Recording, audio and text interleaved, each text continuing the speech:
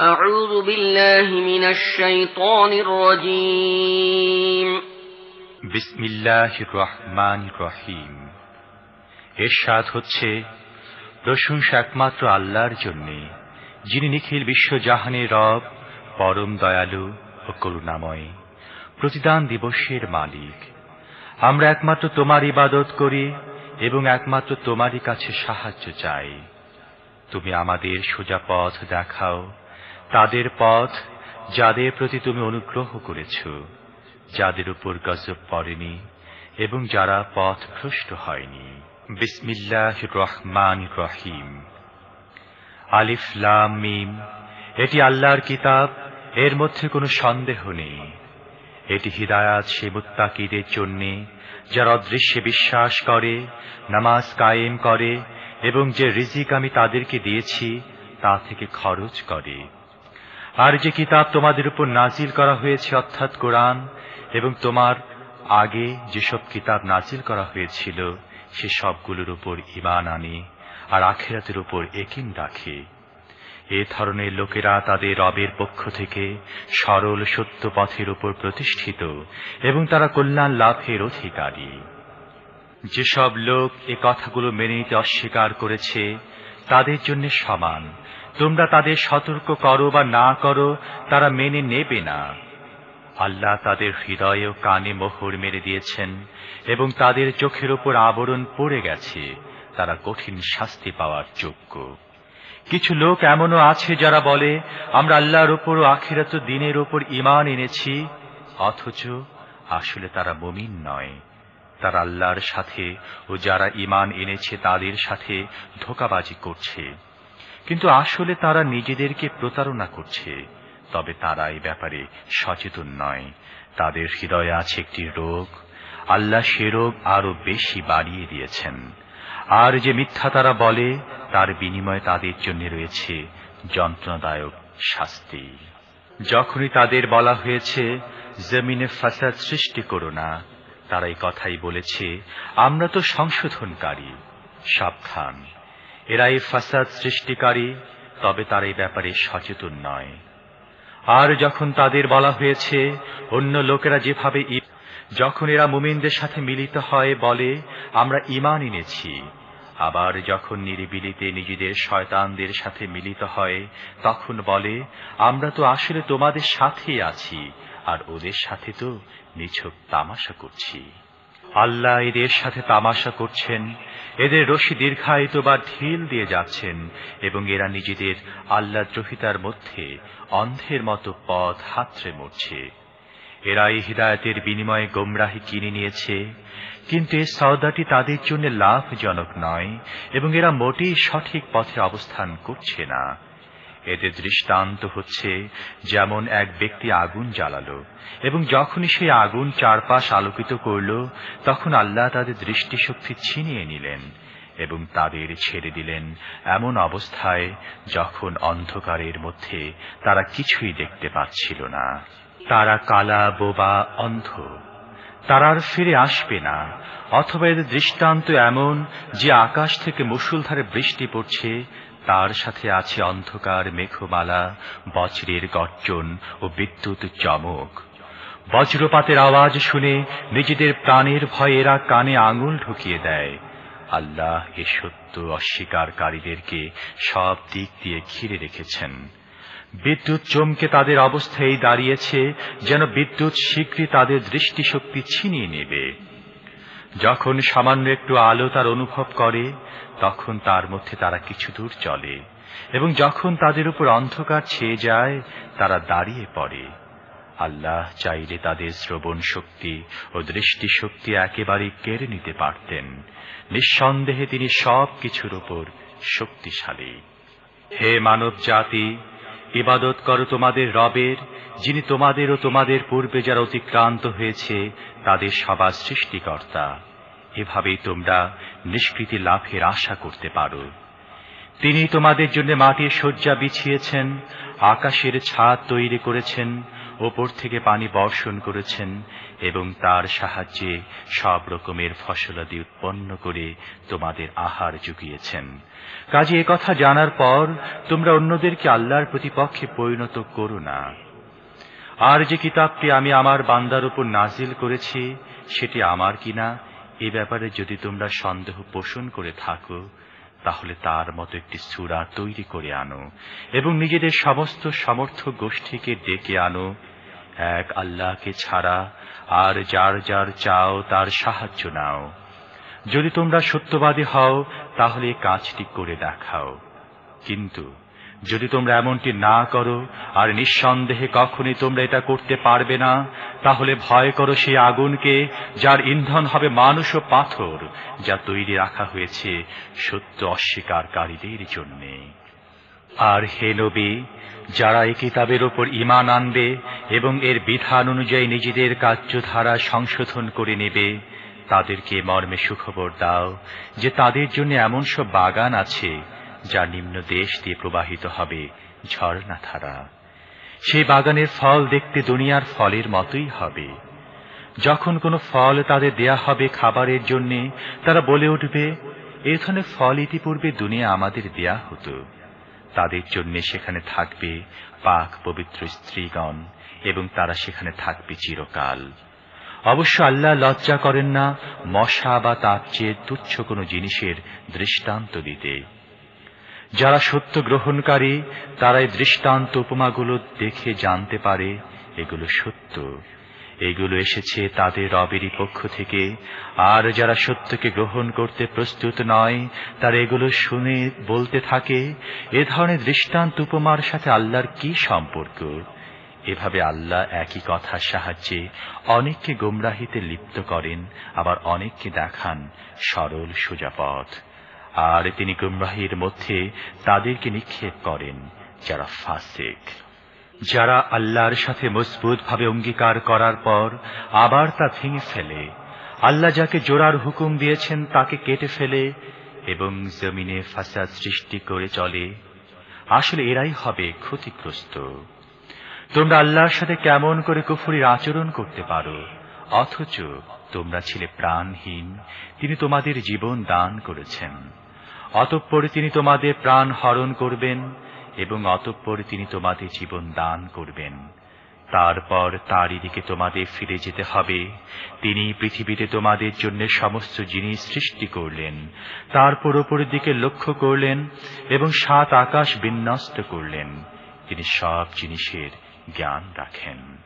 আবার সেই সময়ের কথা একটু স্মরণ করো যখন তোমাদের রব ফেরেশতাদের বলেছিলেন, আমি পৃথিবীতে একজন খলিফা প্রতিনিধি নিযুক্ত করতে চাই।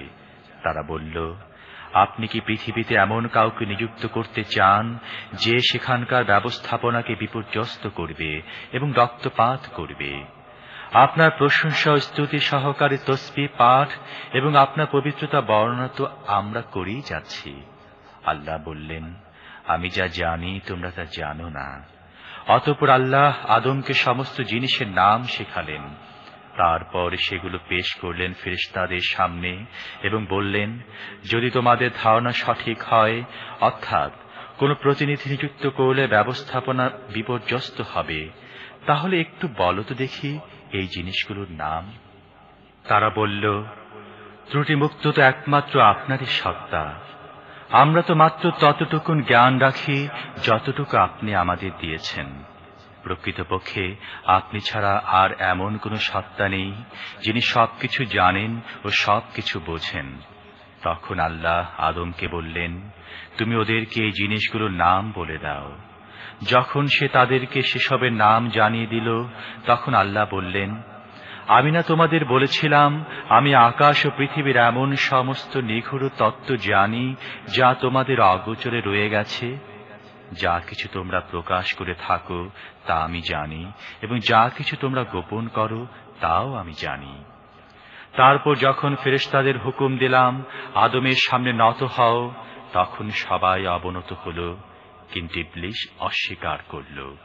সে নিজের শ্রেষ্ঠত্বের অহংকারে মেতে উঠল এবং নাফরমানদের অন্তর্ভুক্ত হল। তখন আমরা আদমকে বললাম, তুমিও তোমার স্ত্রী উভয়ই জান্নাতে থাকো এবং এখানে স্বাচ্ছন্দ্যের সাথে ইচ্ছে মতো খেতে থাকো, তবে এই গাছটির কাছে যেও না, অন্যথায় তোমরা দুজন জালেমদের অন্তর্ভুক্ত হয়ে যাবে।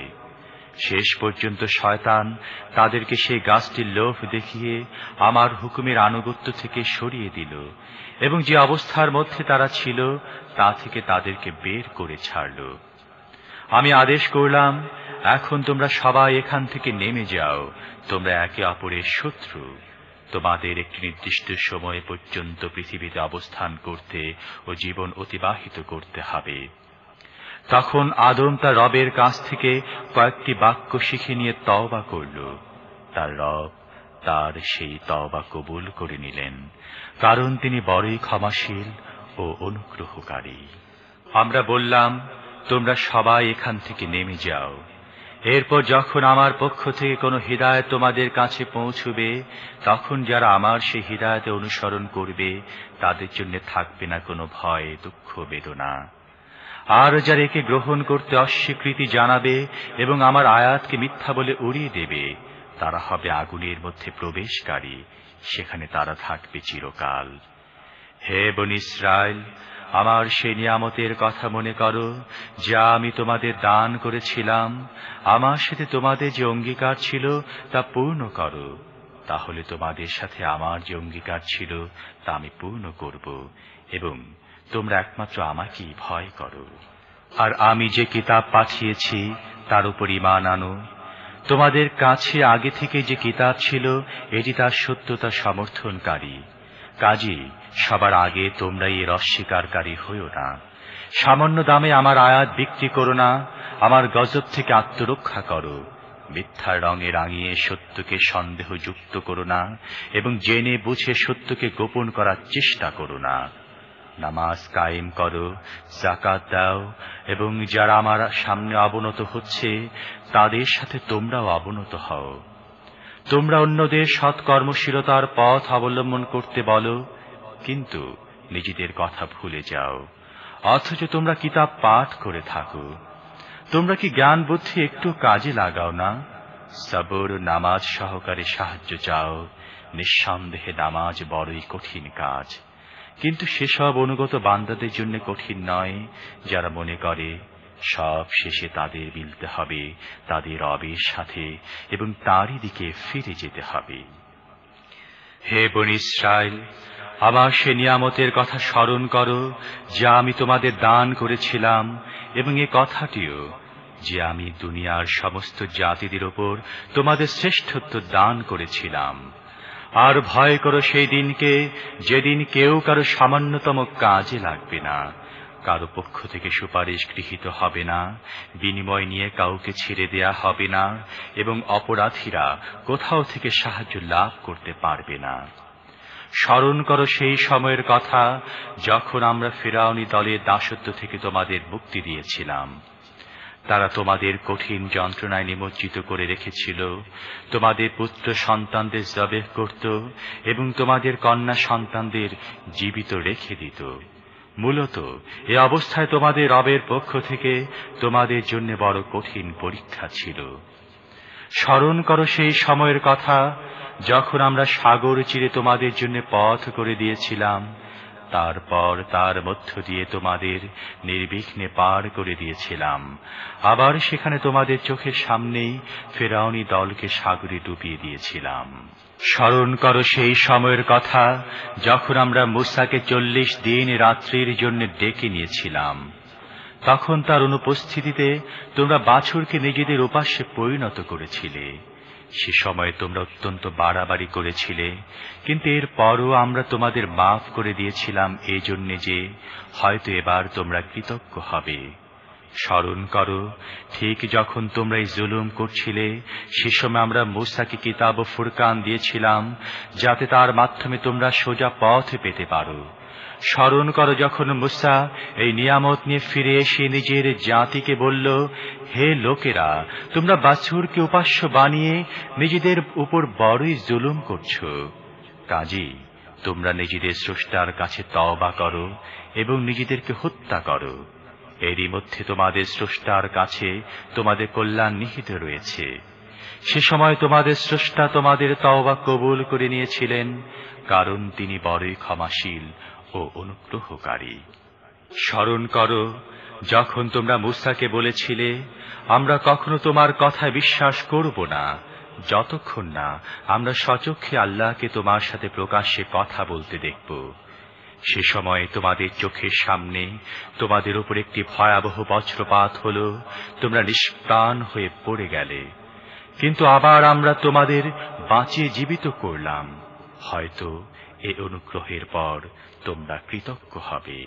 আমরা তোমাদের উপর মেঘমালা ছায়া দান করলাম, তোমাদের জন্য সরবরাহ করলাম মান্না ও সালোয়ার খাদ্য, এবং তোমাদের বললাম যে পবিত্র দ্রব্য সামগ্রী আমরা তোমাদের দিয়েছি তা থেকে খাও। কিন্তু তোমাদের পূর্বপুরুষরা যা কিছু করেছে তা আমাদের উপর জুলুম ছিল না, বরং তারা নিজেরাই নিজেদের উপর জুলুম করেছে।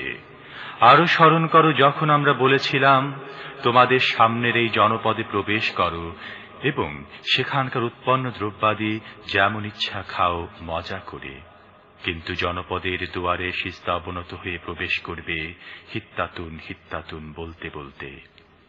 আমরা তোমাদের ত্রুটিগুলো মাফ করে দেব এবং সৎ কর্মশীলদের প্রতি অত্যধিক অনুগ্রহ করব। কিন্তু যে কথা বলা হয়েছিল, জালেমরা তাকে বদলে অন্য কিছু করে ফেলল। শেষ পর্যন্ত জুলুমকারীদের উপর আমরা আকাশ থেকে আযাব নাজিল করলাম। এ ছিল তারা যে নাফরমানি করছিল তার শাস্তি। স্মরণ করো যখন মূসা তার জাতির জন্য পানির দোয়া করল, তখন আমরা বললাম, অমুক পাথরের উপর তোমার লাঠিটি মারো। এর ফলে সেখান থেকে 12টি ঝর্ণাধারা উৎসারিত হল। প্রত্যেক গোত্র তার পানি গ্রহণের স্থান জেনে নিল। সে সময় নির্দেশ দেওয়া হয়েছিল যে আল্লাহ প্রদত্ত রিজিক খাও, পান করো এবং পৃথিবীতে বিপর্যয় সৃষ্টি করো না। স্মরণ করো যখন তোমরা বলেছিলে, হে মূসা, আমরা একই ধরনের খাবারের উপর সবর করতে পারি না। তোমার রবের কাছে দোয়া করো যেন তিনি আমাদের জন্য শাকসবজি, গম, রসুন, পেঁয়াজ, ডাল